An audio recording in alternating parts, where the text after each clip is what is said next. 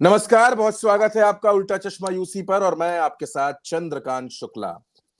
चर्चा का वक्त है और चर्चा के इस वक्त में हम समझने की कोशिश करेंगे कि आखिर देश की राजनीति में इन दिनों चल क्या रहा है। बात बिहार की करेंगे, बात दिल्ली की करेंगे, बात हरियाणा की करेंगे। और इन तमाम राज्यों में इनमें से खास बात यह है कि हरियाणा में विधानसभा चुनाव होना है और दिल्ली में मुख्यमंत्री अरविंद केजरीवाल के एक ऐलान के बाद सियासी उथल पुथल ज्यादा तेज हो गई है। हर समीकरण को, हर मुद्दे को, हर खबर को समझने के लिए हमारे साथ देश के मशहूर राजनीतिक विश्लेषक, वरिष्ठ पत्रकार, मुद्दों पर जमीनी और बारीक विश्लेषण देने वाले श्री केपी मलिक सर मौजूद हैं। सर, बहुत स्वागत आपका उल्टा चश्मा यूसी पर। जी धन्यवाद। और सर, केपी सर के धन्यवाद चंद्रकांत साथ जी। हम चर्चा की शुरुआत करेंगे। सर, सबसे पहला सवाल सबसे बड़ी खबर के साथ मैं करना चाहता हूं। कुछ खबरें अहम हैं।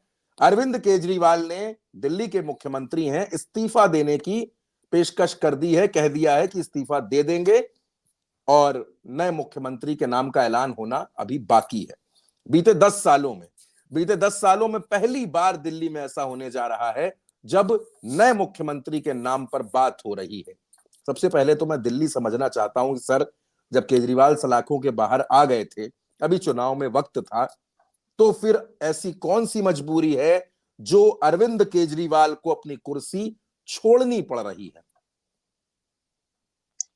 देखिए चंद्रकांत जी, अगर आप पिछले 10 साल का दिल्ली का राजनीति का आकलन करें तो केजरीवाल किस प्रकार से राजनीति में आए, और आए नहीं, वो छा गए आते हुए।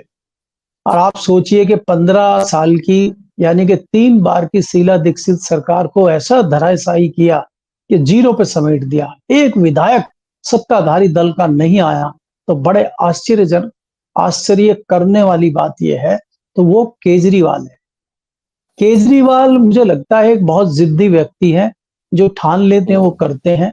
आपको याद करना चाहिए कि भारतीय जनता पार्टी पीछे पड़ी हुई, तो रोज डिबेट होती थी कि सीएम है, आप जेल चले गए, आपको तत्काल इस्तीफा देना चाहिए, आपको सिद्धांतवाद के हिसाब से इस्तीफा देना चाहिए, मानवता के आधार पर इस्तीफा देना चाहिए। तमाम बातें चलती रही और उन्होंने इस्तीफा नहीं दिया, और बाहर आते ही उन्होंने इस्तीफे की घोषणा कर दी। तो इस राजनीति को समझिए। वो कहीं ना कहीं ये मान के चले हैं कि भारतीय जनता पार्टी किसी हद तक उनको बदनाम करने में और उनको जनता को ये मैसेज देने में कामयाब रही है। और अगर हम कोर्ट का निर्णय पढ़ें, एजेंसियों की चार्जशीट देखें, तो कहीं ना कहीं उसमें ये दिखाई दे रहा है कि दोषी तो है और कुछ ना कुछ गड़बड़ तो है। तो नागरिकों के दिमाग में एक डाउट तो आ गया है। तो उस डाउट को किस प्रकार से दूर किया जाए, उसके लिए क्या रणनीति लगाई जाए, वो रणनीति केजरीवाल जी लगा रहे हैं। अगले साल फरवरी में बहुत महत्वपूर्ण इलेक्शन है उत्तर, यहाँ पे दिल्ली में। उनका मेन फोकस दिल्ली है, लेकिन वो हरियाणा में भी देख रहे हैं कि हरियाणा में चुनावी माहौल जैसा है, हरियाणा में उनका बहुत ज्यादा फोकस नहीं है। और दिल्ली में तो चर्चा ये है, दबी जबान में चर्चा ये है कि उनका कहीं ना कहीं इंटरनल समझौता भाजपा के साथ हुआ है, और भाजपा ने उनको ब्लैकमेल किया है कि हम आपको तभी छोड़ेंगे जब आप हरियाणा की 90 की 90 सीटों पे अपने उम्मीदवार खड़े कर देंगे। अब अगर 90 सीटों पे केजरीवाल कैंडिडेट खड़ा करते हैं, तो यही केजरीवाल की आम आदमी पार्टी की, अगर हम 19 के इलेक्शन की बात करें जो हरियाणा के हुए थे, उसमें 0.0% से अभी इनके, मतलब 0.5 से भी नीचे इनको वोट फीसदी मिला था। तो उसमें अब ये कौन सा बड़ा तीर मार लेंगे। लेकिन पिछले 5 सालों में इन्होंने कुछ मेहनत की है, कुछ सीटों पे बातचीत हो सकती थी। और जैसे ही राहुल गांधी को यह आशंका थी कि इस तरह की बात हरियाणा में हो सकती है, उस दूरदर्शिता को देखते हुए राहुल गांधी ने कहा था कि आम आदमी पार्टी के साथ हमारे जो कांग्रेस के नेता हैं हरियाणा के, वो गठबंधन करें और कुछ सीटें उनके साथ देकर तालमेल होना चाहिए, क्योंकि जो चीजें हुई हैं उसकी आशंका कहीं ना कहीं राहुल गांधी को थी। अब आप ये देखेंगे कि जिस प्रकार से ऐसे टाइम पे ये सारी चीजें हुई हैं कि समय ही नहीं बचा, पर्चा भरने का समय खत्म, और पर्चा वापसी की डेट भी मेरे ख्याल से कल लास्ट है, वो भी खत्म, अब कुछ नहीं होगा। अब ये देखना होगा कि आम आदमी पार्टी के ऊपर कांग्रेस कितना दबाव बना पाती है, कितना प्रभाव दिखा पाती है, ताकि उनके लोग कुछ पर्चे वापस ले लें। मुझे नहीं लगता पर्चे वापस लेंगे, क्योंकि भारतीय जनता पार्टी का दबाव। और केजरीवाल जो है, केजरीवाल फोकस कर रहे हैं दिल्ली के चुनाव पे। वो दिल्ली की जो गद्दी है वो किसी भी कीमत पे अपने हाथ से नहीं जाने देना चाहते। वो दिल्ली पे फोकस करना चाहते हैं। अब वो आजाद हैं, और उनके जैसे मोदी जी के हनुमान अमित शाह हैं, उनके हनुमान मनीष सिसोदिया है। दोनों इस केस में फंसे हुए हैं, दोनों मुख्यमंत्री रह नहीं सकते हैं। तो इसलिए किसी ऐसे व्यक्ति को लाना होगा जो दिल्ली को चलाए। और कहीं ये ना हो जाए जो झारखंड में घटना हुई है। आप याद करिए, झारखंड में अगर आप उनको नहीं बनाते तो शायद वो चंपाई आज को, भाजपा, चंपई साहब को नहीं बनाते तो शायद वो आज भाजपा में नहीं होते। तो आम आदमी पार्टी के दिमाग में ये भी है, इसलिए आम आदमी पार्टी ये होगी। और मेरा दावा है कि आम आदमी पार्टी और अरविंद केजरीवाल कल अपना नेता सुनीता केजरीवाल को चुनेंगे, और सुनीता केजरीवाल जो है वो दिल्ली की मुख्यमंत्री बनेंगी, क्योंकि मुख्यमंत्री घर का व्यक्ति रहेगा। ये रणनीति जो है लालू यादव की है, उन्होंने राबड़ी को बनाया था, उन्होंने किसी को नहीं बनाया था। ये गलती नीतीश कुमार ने भी की थी, उन मांझी जनाब को मांझी। बना के, जो मांझी साहब को बना के की थी, जो आज गोद में बैठे हैं भाजपा की। तो कहीं ना कहीं इतिहास से सबक लेते हुए कल ये फैसला होगा, और सुनीता केजरीवाल जी जो है मुख्यमंत्री बनेंगी। और कहीं कोई इस तरह की चर्चा आती है कि भाई परिवारवाद का ठप्पा लगेगा, परिवारवाद का मामला उठेगा, तो अगर ये कोई बहुत ज्यादा दबाव बनता है तो फिर जो है, जो इनकी दूसरी आतिशी जो इनकी मिनिस्टर है उसको बनाया जा सकता है। लेकिन मुझे लगता है कि बनेगी सुनीता केजरीवाल ही, क्योंकि उसके तमाम कारण हैं।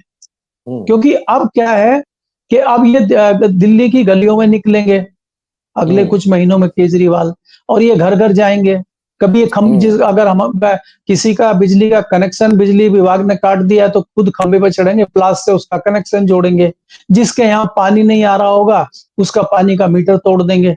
तो ये ड्रामा और नाटकबाजी इनको कई लोग गाड़ी पे इनकी माला डालने आएंगे और इनको थप्पड़ मारेंगे, कोई इनके ऊपर शाही डालेगा। तो ये सब नाटकबाजी और जो तीरंदाजी है इनकी वो शुरू हो जाएंगी, और ये सिंपैथी गेन करने में कामयाब हो जाएंगे, क्योंकि इन्होंने दिल्ली में लाभार्थियों की एक बड़ी फौज खड़ी कर ली है।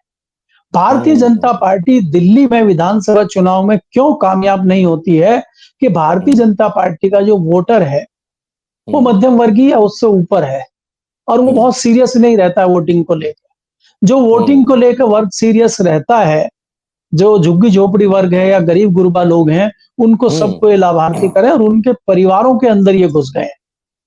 अब इन्होंने मेरी मेरी नॉलेज में ये है कि इन्होंने करीबन 8 से लेकर 10,000 जो है ऑटो पहले साल ही बांट दिए थे।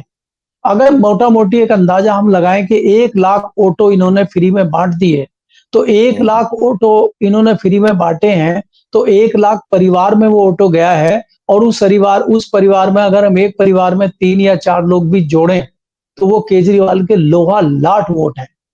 इसी तरह से ये टीम करते हैं, उनके लिए नई नई नौकरियां निकालते रहते हैं। कभी 6 लोग हर चौराहे पे वो लेके खड़े हो जाएंगे, ग्रीन सिग्नल, पेड़ मत काटो, पर्यावरण, कभी उस पोल्यूशन से बचाओ। ऐसे यहाँ 6-8 आदमी इनके खड़े रहते हैं, पक्के और नौकरियों पर रहते हैं, तो उनको सरकार पैसा देती है, और वो केजरीवाल के आदमी है। तो केजरीवाल के पास इतना बड़ा एक नेटवर्क है जिसको चाहे वो भारतीय जनता पार्टी हो चाहे वो कांग्रेस हो, धराशायी नहीं कर सकती। तो उसी को रिवाइव करने के लिए सड़कों पर केजरीवाल निकलेंगे, और केजरीवाल का फोकस हरियाणा पे ना होके केजरीवाल का फोकस दिल्ली पे है। जी सर, ये तो अगर सुनीता केजरीवाल मुख्यमंत्री बनती हैं तो परिवारवाद की बात तो है ही, लेकिन बिल्कुल सही बात है, चंपाई सोरेन और जीतन राम मांझी का एपिसोड केजरीवाल ने देखा है। अब दो सर, इसमें एक बात आपने हरियाणा को लेकर कही, हरियाणा के चुनाव पर भी हम बात कर रहे हैं। एक बड़ा स्टेटमेंट सर आया है, मैं दिल्ली से कुछ वक्त के लिए हट रहा हूं, एक स्टेटमेंट आया है, हरियाणा के नेता हैं, बड़े नेता हैं अनिल विज, उनके स्टेटमेंट ने बड़ी हलचल पैदा कर दी है। क्योंकि जिस हरियाणा में मनोहर लाल खट्टर को हटाकर नायब सैनी को लाया गया, उस हरियाणा में अनिल विज साहब ये कह रहे हैं कि वो तो मुख्यमंत्री पद की रेस में हैं, अपने आप को मुख्यमंत्री पद का दावेदार बता रहे हैं। तो क्या ये भी जो अनिल विज का बयान है, ये भारतीय जनता पार्टी के लिए किसी तरह की मुसीबत खड़ा करता हुआ आपको नजर आ रहा है? देखिए चंद्रकांत जी, जो विज का बयान आया है वो हम्म। ये जताता है कि जिस भारतीय जनता पार्टी के सिद्धांतवाद की हम बात करते थे, जिस हम्म। भारतीय जनता पार्टी में 24 से पहले पत्ता नहीं हिलता था, बड़े हम्म। नियम कायदे कानून अनुशासन होता था, वो खत्म हम्म। हो चुका भारतीय जनता पार्टी से। आज हम्म। तमाम नेता बातें कर रहे हैं। आपने देखा है कर्नाटक के सांसद ने भी चिट्ठी लिखी थी, आवाज भी उठाई थी कि मैं 7 बार का 8 बार का सांसद हूं और मुझे कुछ नहीं मिल रहा है। तो रमेश ये रमेश सेम भाई, स्थिति, रमेश भाई। जी, सेम हम्म। स्थिति जो है अनिल विज की है। अनिल विज इस बार 7वीं बार चुनाव लड़ रहे हैं। ओहो। 7वीं बार चुनाव लड़ रहे हैं। 6 बार विधायक रह चुके हैं, पहले मंत्री रह चुके हैं। इस बार वो 7वीं बार चुनाव लड़ रहे हैं और उनकी दावेदारी वाजिब है। और दूसरा हम्म। क्या है कि अगर आप हरियाणा में जाट गठबंधन या जाट के जाति जाटों का जो नेटवर्क है, उसके बाद दूसरे नंबर का नेटवर्क यहाँ पे पंजाबियों का माना जाता है। क्योंकि हम्म। माना ये जाता है, हमारे जो पूर्वज हैं, हमारे जो लोग हैं, वो ये बताते हैं जो जीटी करनाल रोड है, जब हम्म। पाकिस्तान हिंदुस्तान का बंटवारा हुआ तो बड़ी तादाद में लोग जो है अंबाला, करनाल, पानीपत और दिल्ली के सोनीपत और दिल्ली की इस बेल्ट में बसते हुए चले गए थे। तो ये दिल्ली से लेके और पूरा हरियाणा होते हुए चंडीगढ़ तक इस पे पंजाबियों की अच्छी खासी जनसंख्या है, हम्म। हरियाणा में भी और पंजाब में भी। तो जी। हरियाणा में जो ये अंबाला है, करनाल है, इसमें अच्छी खासी तादाद में पंजाबी लोग हैं और पंजाबियों का नेतृत्व भारतीय जनता पार्टी में अनिल विज लंबे समय से कर रहे हैं। इसलिए हम्म। उन्होंने मुख्यमंत्री पद का दावा ठोक दिया है। भारतीय हम्म। जनता पार्टी में मुझे नहीं लगता, आपकी नॉलेज में भी होगा, मेरी नॉलेज में भी, कि इस तरह से किसी ने पहले ही कर दिया हो। वसुंधरा राजे तक नहीं कर पाई, शिवराज हाँ। चौहान जैसे लोग नहीं कर पाए, मोहन महाराष्ट्र सिंह में नहीं कोई कर नहीं कर पाए, पाया, बड़े बड़े लोग नहीं कर पाए। छत्तीसगढ़ में कोई नहीं कर पाया। तो मैं नहीं कर इसलिए कह पाए। रहा हूं, ये कर देना जताता है कि 4 जून के बाद जो भारतीय जनता पार्टी में बदलाव आया है वो हम्म। सबकी नॉलेज में है, सबकी नजर में है। तो इसलिए हम्म। यहाँ पे ये जो है मामला चल रहा है। और अनिल विज जैसे लोग जो मुखर होके बोलते हैं, वो हम्म। जताता है कि आने वाला समय शीर्ष नेतृत्व का, दिल्ली का, गुजराती नेटवर्क का बहुत अच्छा हम्म। रहने वाला नहीं है। हालांकि यहाँ हम्म। पे मैं एक चीज और इसमें जोड़ना चाहता हूं कि जब से प्रधानमंत्री जी सफेद टोपी मराठी पहन के आरती करके आए हैं गणेश जी की चीफ जस्टिस के यहाँ, तब से हम जैसे लोग ये मान के चल रहे हैं कि अब ये सारा मामला फिट हो जाएगा और हो सकता है कि मोदी जी इस गाड़ी को किसी तरह 29 तक खींच ले जाए। क्योंकि हम्म। हर चीज की पराकाष्ठा हो चुकी है, बचा ही नहीं है कुछ। जब हमारे 70 साल के इतिहास में या हमारे 30 साल 32 साल के जर्नलिज्म में हमने कभी नहीं देखा कि इस तरह की चीजें हुई हों। देखिए, इसमें 3 चीजें मैं महत्वपूर्ण समझता हूं। जी पहली सर। बात तो आप घर पे इस तरह जा ही नहीं सकते। दूसरी बात, अगर आप चले भी गए तो आपने वीडियोग्राफी फोटोग्राफी कैसे करा ली, और आपने फोटोग्राफी करा भी ली, आप घर तक नहीं पहुंचे और गाड़ी में बैठ के ही आपने उसको ट्वीट भी कर दिया। तो ये क्या जताता है? ये आप किसको मैसेज दे रहे हैं? ये आप अपने विरोधियों को मैसेज दे रहे हैं? आप बताइए कि आपकी तलवार, आपने जो तलवारें लटका रखी है तमाम राजनीतिक दलों के नेताओं पे, आप उनको मैसेज देना चाहते हैं कि अगर तुम ये करोगे तो मेरे पास ये भी है। तो ये बहुत बड़ा मैसेज मोदी जी ने जो है दिया है और इससे भौचक्के के रह गए हैं सीजेआई। सीजेआई को समझ नहीं आ रहा है कि मेरे साथ ये क्या हुआ है। हम्म। अचानक पहुंच गए वो। सीजेआई को पता नहीं है उस तरह का। सीजेआई कैसे रोकेंगे? तलवार थोड़ी लाएंगे और रिवॉल्वर थोड़ी निकाल लेंगे, नहीं नहीं यहाँ नहीं आना। भाई ये तो पाकिस्तान में इन्होंने अपना हेलीकॉप्टर उतार दिया था और उसके यहाँ पहुंच गए थे नवाज शरीफ के, आपको याद होगा। बिल्कुल सर, तो इस बिल्कुल। तरह से चीजें करना जताता है कि भले ही आप अल्पमत की सरकार चला रहे हो, लेकिन गिराएगा कौन? कौन है वो?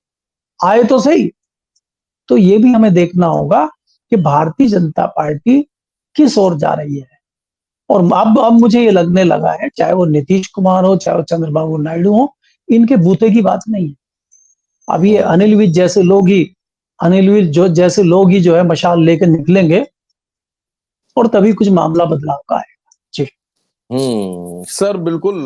बहुत ज्यादा समय आपका ले लिया, लेकिन सर आखिर में एक छोटा सा सवाल पूछना चाह रहा था कि बिहार में तेजस्वी यादव मधुबनी में थे, यात्रा निकाल रहे हैं, अपनी लोगों से संवाद कर रहे हैं। उन्होंने एक बात कही, उन्होंने कहा कि दरभंगा में जब वो संवाद बैठक कर रहे थे अपने कार्यकर्ताओं के साथ, तो वहां एलआईयू के लोग थे, लोकल इंटेलिजेंस के लोग थे, नीतीश कुमार की तमाम जांच एजेंसियां थी, मेरी जासूसी कराई जा रही है। तेजस्वी यादव का ऐसा दावा है कि उनकी जासूसी हो रही है और नीतीश कुमार करवा रहे हैं। इस बयान के क्या मायने हैं, कैसे समझा जाए इस बयान को, और क्या नीतीश कुमार अब इतने डरे हुए या मजबूर से नजर आ रहे हैं कि उनको तेजस्वी की जासूसी कराना भी पड़ रहा है?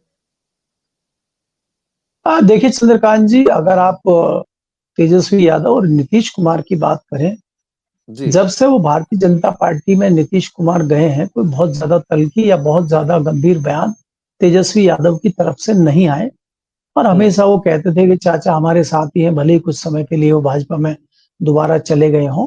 और नीतीश हम्म। कुमार की तरफ से भी लालू यादव पे या तेजस्वी पे कोई गंभीर टिप्पणी हमने नहीं सुनी पिछले दिनों में। हम्म। एकाएक तेजस्वी यादव का इस तरह का बयान आना जताता है कि जो उम्मीदें की जा रही थी कि नीतीश कुमार शायद दोबारा लालू के साथ आ जाएंगे, दोबारा कुछ इस तरह की, वो उम्मीद खत्म हो चुकी है। और हम्म। कंट्रोल वहां पे संजय झा ने अपने हाथ में ले लिया है। और ये हम्म। जो तेजस्वी यादव है, उनकी जासूसी कराएं, उनकी डिटेल लें, उनको परेशान करें, वो सब कमान आज की डेट में रिमोट जो है वो संजय झा के पास है। नीतीश कुमार कुछ नहीं कर रहे हैं और ना नीतीश कुमार कुछ करने की स्थिति में बचे हुए हैं। नीतीश हम्म। कुमार कुछ दिनों बाद आपको नवीन पटनायक की भूमिका में नजर आएंगे, क्योंकि जो वहां पे पांडियन है वो संजय झा है। तो जैसे हम्म। पांडियन थे ऐसे संजय झा हैं, और सब कमान हम्म। उन्होंने अपने हाथ में ले ली है। एक एक करके नीतीश कुमार के करीबियों को समाप्त करना, चाहे वो ब्यूरोक्रेट हो, चाहे वो हम्म। नेता हो, वो सब समाप्त हो चुके हैं। अब अकेले हम्म। नीतीश कुमार बचे हुए हैं, और धीरे हम्म। धीरे धीरे धीरे वो भी समाप्त हो जाएंगे और वो सारी कमान संजय झा के हाथ में आ जाएगी।